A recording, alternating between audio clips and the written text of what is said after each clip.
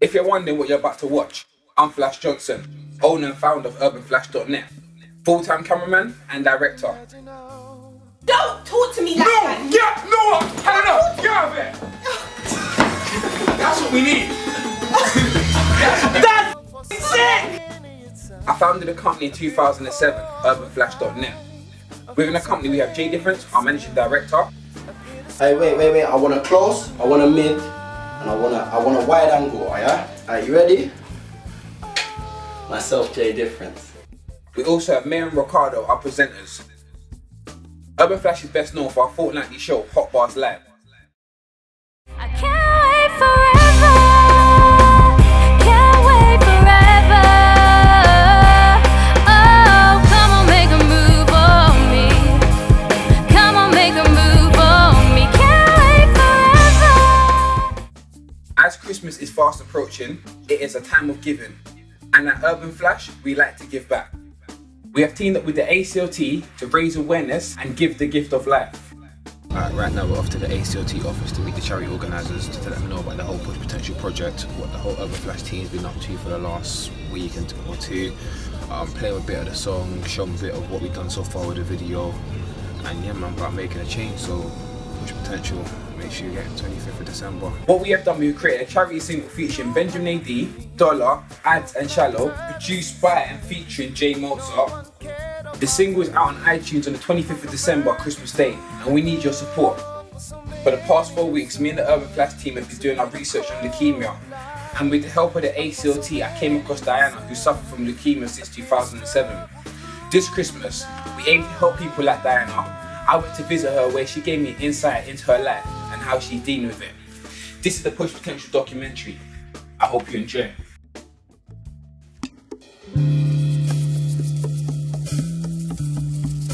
Imagine now.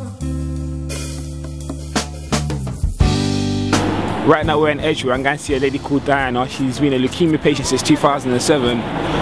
The point of today is just to find out more about her story and how she's coping with having leukemia. So this should be a very, very interesting talk I have with her. And for me, I get to find out more about how people cope with it, because as I've been doing my research and having meetings and talking to people, I can't imagine how they feel. So I just want to find out more about her story and how she's coping with it.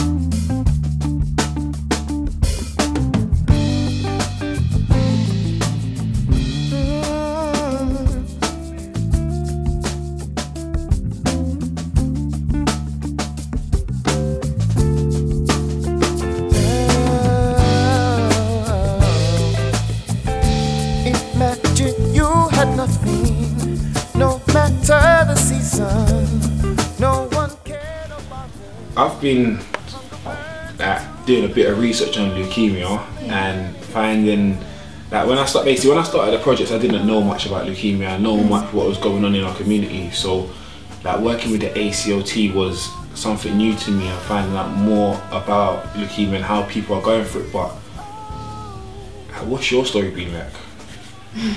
It's a long one. It started, I've had leukemia now for 5 years, or 5th year now. I got it when I was 21. I'm 26 now, and it just started off like I was at uni my second year doing my exams, and then it was summertime, and then my feet would start swelling out of nowhere, and then I never used to eat a lot, but then my tummy would get big. So just little abnormal signs like that. I went to my doctor. She was like, "Oh, you know, just start eating more, sleep more, you're probably stressed." And I was like, "No, that's not normal." So then I had actually on Choice FM about giving blood, and I'd forgotten about my swelling feet. I just kind of got used to it. I thought it was just water retention. So I went to actually give blood, and then they got me back with the results saying I had leukemia. So it was kind of good in a way. So from then I was diagnosed with chronic myeloid leukemia, which is like the first stage. And with that they've got a new drug now that's called Gleevec, and you take that once a day and you can live a normal life for as long as possible basically. They say up to 5 years before it transforms. but that's like 5 years minimum, so you can probably live longer. I know someone now who's been on it for 10 years and they're fine, like you don't see any difference in them. But then mine progressed into an aggressive type of leukemia, so now mine's called acute lymphoblastic leukemia. So it just started off in the glands, where the glands like swelled up, and then with that you can't treat you with the drug, because eventually those cancerous blood cells, they overtake the good cells, so they start basically eating them up, and then you get to a stage where you're producing bad blood rather than good. So you get all the symptoms of being tired, your immune system's completely down. Anyone coughs on you, that cough could just simply kill you. So at the moment, so when it transformed, I just gave birth to my little girl Nyla. That was 4 months in August, and then had my chemotherapy. Was in hospital for about 8 weeks, where they just give you like, because I've got a little pic line here, I'll show you. This is like where they put it, they kind of like use a scan to check where your heart is, and they push in this line. Is that something that you wear every day? Every single day. I'll probably wear it for, I've had it in for 4 months, and I'll probably have it for the rest of my treatment. So people have it up to like so what, is it just inserted like into your arm? It's inserted into your vein, like a vein that connects up to your heart. So then you don't have to keep using needles and all of that. They just kind of put all the medications through that. And if you need blood, which if you're going for chemotherapy, doesn't need blood, and if you've got leukemia, there's a lot of times you will need blood, because you get to a point where you're not producing enough red blood cells, and that's what carries oxygen around and gives you energy. That's why they say, that's why it's important for people to give blood. Yeah, 100%. It's important for people to give blood, for people like yourselves that need blood. Yeah. Is it something that, how did you cope with it when you first found out? Like, how did you feel? Well, actually, they picked me up. Oh, she wants your drink. Put it away. Hide it. Go on then. My parents were there, and the doctors insisted to wait for my parents to come. They came and they told us, unfortunately, he looked really sad telling us the news, and I was thinking, what could it be? Yeah, like, why is he looking so serious? Then he said, oh, you've got leukemia. And me and my parents were like, what's leukemia? We thought you could just treat it with antibiotics, and I'd probably have to be in hospital for just maybe a day. So we were like, oh, okay. We just kept quiet. And then I think he realised, we didn't realise that leukemia was a cancer, like it was serious. So then he had to like actually say the cancer word for us to actually get it. Because when everyone hears cancer, that's when you see it's serious. Yeah, so when you get serious and you start to feel all. Yeah. And people always think the worst of, when you hear cancer, people always think the worst of it, but yeah, definitely. It's not as like, oh my gosh, because you can treat it, you know what I mean? Yeah, you can treat it. And the funny thing, now that I'm into it, of like anything, when you're involved and you've experienced it, you start finding out more, and then you see a lot more people who've got it.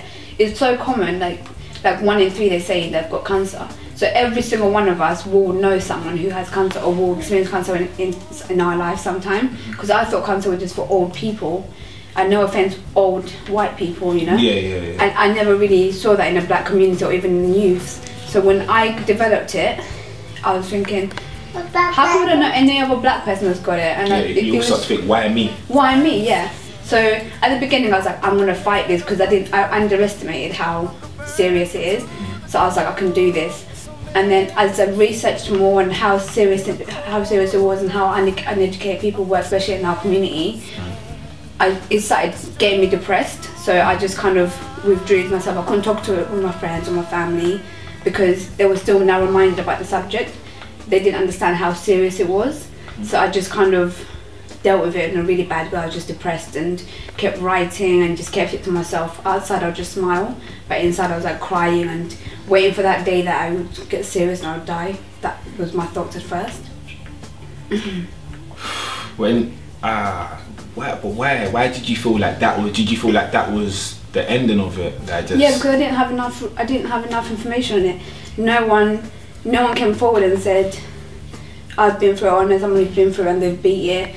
I didn't see anything. The only thing I came across when I was doing my research was ACLT, and then I heard about Daniel and his battle. But still, even then, I didn't go further into it. Because Daniel, the girls' battle it's an interesting battle. Yeah. And what the ACLT's done for people like yourself is they've had to go through Daniel the Girl's battle to find people that need this, because it's like anything, you never know anything until someone else has had it, you know what I mean? Like, you never know how a new car is until your friend's got it and you've test driven it. So it's like, I see how you feel, because you didn't think, why me? Did you ever feel like, why me? I just thought, because they said to me, you can't inherit it, we don't know how you got it, they don't give you any answer for why you have it, so you can't even try and prepare to not have it. It's kind of one of those things they say that you just get. So I just thought, how random, that's me. But then when I started getting stronger and researching, I thought, maybe it's me because I can handle it. So I thought, how do I then use this for my benefit? But when it's in a chronic phase and you're just taking one tablet a day, you're not affected by it. I just take my tablet before I go to bed, just carry on my normal life, and I feel fine. But it's only when it's got to this stage where I'm having chemotherapy and I'm going to have a bone marrow transplant in about 2 weeks, that's when I really started getting involved and making sure that all my friends and family know how. So basically you're way past the bit where you can take the tablet then, you're saying? Yeah, like 100% past this. I have to have this bone. They don't let people have this bone marrow transplant easily because it carries a lot of risks. So they literally like break you down to the point where your immune system is worse than a baby. You're just completely flat out, and that's when the most risk comes. So to have a bone marrow transplant has to be like the last option. That's my last option now. That's the only thing that's going to save my life, because it did say, I got to a stage and I was like, do I really need to have it? Because I feel fine now. Yeah, I'm thinking, you look fine. You don't. When I met you, when I always met you, I think, nah. Is that you? Yeah, because you wouldn't really like. I didn't know what to expect. You know what I mean? But like, I didn't think that I could walk past on the street and we could be out somewhere. I think, oh, she's there, man. Exactly. Kind of fine, like. Yeah. But you never know what happens. No, you never know exactly. I think I'm definitely one of the lucky ones because of my mental attitude.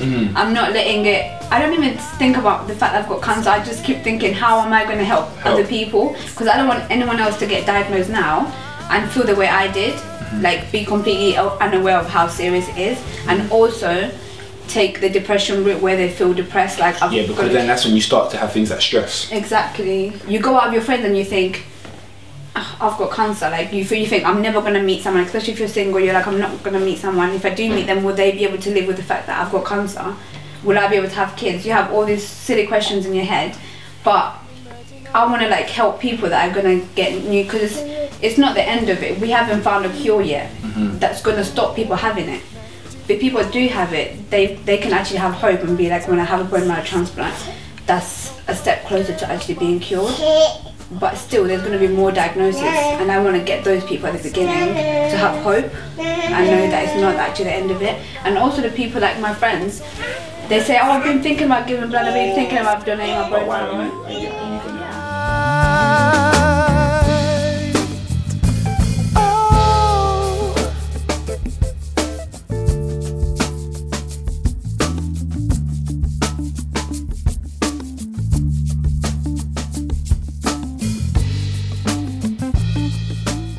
So we just left Diana's house and listening to her story was really interesting, because you can read so much stuff on the internet and people can tell you so much stuff, but until you actually sit down and talk to the person that's actually going through it, you won't understand as much as I do now. Like, I understand her story, I understand more about leukemia and understand more where she's coming from. So it should be a very interesting time.